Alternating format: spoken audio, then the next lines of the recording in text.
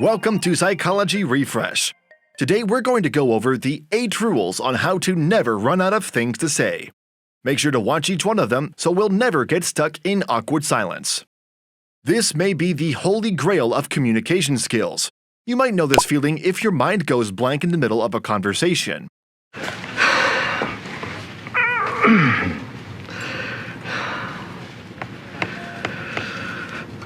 What? Nothing. Then you find yourself searching your mind for something, anything to say. Regardless, the more you try to come up with something to say, the less you can. Then the awkward silence settles in and you might wonder, why does my head always go blank? Well, we hope after watching this video you will never experience this feeling anymore, because there are some principles you can implement into your daily interactions with others to keep conversations flowing. Here are 8 rules on how to never run out of things to say.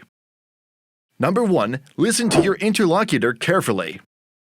Once you get someone talking, all you have to do is listen. People love talking about themselves. Who doesn't? Make it about them and listen carefully to what the person is saying. Try inserting some fill-in words such as uh-huh, alright, or okay, showing your involvement in the conversation by occasionally nodding, repeating important points, and asking leading questions. Conversation means more than just avoiding uncomfortable silences and asking questions. It means being able to tell when and where to say something and when and where not to. Next time you are engaged with a friend, stranger, or colleague, let them lead the conversation without you trying to fill in every silence. There is so much freedom in being in the present and not having to think about what to say next. Number 2. Ask something personal. Every person is his or her own world. Every individual has so many experiences, life lessons, and stories to share, regardless of who they are. Ask someone a personal question, something that will trigger them to tell you more about their life, passion, or stories. But it had to be really odd to be working that much and be a young girl. The balance it trained me to have. Keep open-ended questions in mind instead of yes or no ones, since they allow the person you are speaking to the opportunity to speak freely without feeling pressured. Something simple like, "What have you been up to today?" or "What do you do for fun?" Let them know you care and try to understand their universe a bit deeper if they seem to be engaging and worth talking with. Number 3. Make simple, positive comments.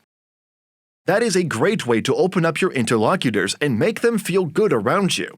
For example, if you see someone smiling, make a comment like, "You look very happy today, what happened?" Or you see someone that is fit, you can say, "You aren't missing any workout days, are you?" That way you have a new conversation material to discuss. You mentioned that now you have 3 daughters. Congratulations. Yeah, thank you very much. Thank you. Thank you. How does that feel? How did that change the dynamic in the house? It felt like we added a whole new daughter, to be honest. Fabricating statements does not make sense. Your mind already makes statements about everything. That's how the mind works. Feel free to express those thoughts. If you are enjoying our content, please give this video a like, subscribe to our channel, and do not forget to turn on the notification bell. We would really appreciate your feedback. Number 4. Use things around you to begin new topics. Take inspiration from your environment to come up with new topics for your discussion if you have already exhausted your list of topics. Taking control of the situation gives you the chance to show the other person that you can create conversation out of almost any topic. If there's an airplane flying overhead, instead of staying awkward in the silence, try to speak about your aspirations to travel the world or embarrassing vacation stories. Alternatively, if there are people playing some sport, talk about your own experience with some discipline, mention some funny stories, talk about the sports you would like to play but you have never had a chance to do it. Use these moments to observe the environment and create conversational topics based on what you see. Number 5. Look for mutual topics. We feel a sense of relief when we discover we have something in common with another human being, and an automatic spark to our friendship. Make it an occasional habit to discuss things that interest you. If someone asks what you were up to over the weekend, you could say, "I met up with a colleague friend yesterday," or "I went to the gym and then took my girlfriend to the cinema," or "I've read an amazing book about cooking." As you can see, these sentences will create a field to discuss new topics. And if you come across someone who's also interested in these things, they'll probably want to hear more about it. Number 6. Share something about you. You are wrong if you think that people only want to talk about themselves.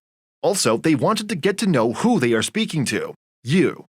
Sharing things about yourself can be interesting as long as you're also showing interest in the other person. I mean, I remember seeing Avengers 1 with one of my best friends, Tom Hutton, in the cinema as a kid, so excited, and now I'm in it. You know, I'm walking around with Iron Man and Captain America, and I can now kind of call them peers and stuff, so it's still pretty surreal. How much you share will depend on how much the other person will share. If someone gives you an in-depth explanation of the things they do in work, give them an in-depth explanation of your work. If they just briefly mention what they do, feel free to do the same. The bonding process is enhanced because you and your partner are both revealing things in a similar way. This increases the level of interest in the relationship because both of you are simultaneously opening up without one person bombarding the other with information. Number 7. Don't try so hard. Remember that you are not competing in likability contests, therefore do not be too pushy. Relax a little bit and try to focus on the moment. Instead of being on edge trying to come up with things to say, sometimes allow for silences. Understand that it might take a few seconds longer to formulate an answer.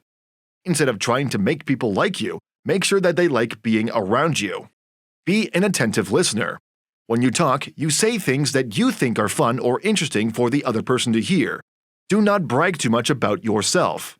It's human nature to have the need to be liked and to be heard by people that really take the time to pay attention to them. At the end of the day, people won't remember what you said or did. They will remember how you made them feel. Number 8. Remember that conversations do not last forever. There is a secret art to ending a conversation gracefully. It is common knowledge that making a good first impression is important. But what if about making a good last impression is even more important? You know it's time to end a conversation when somebody is bored.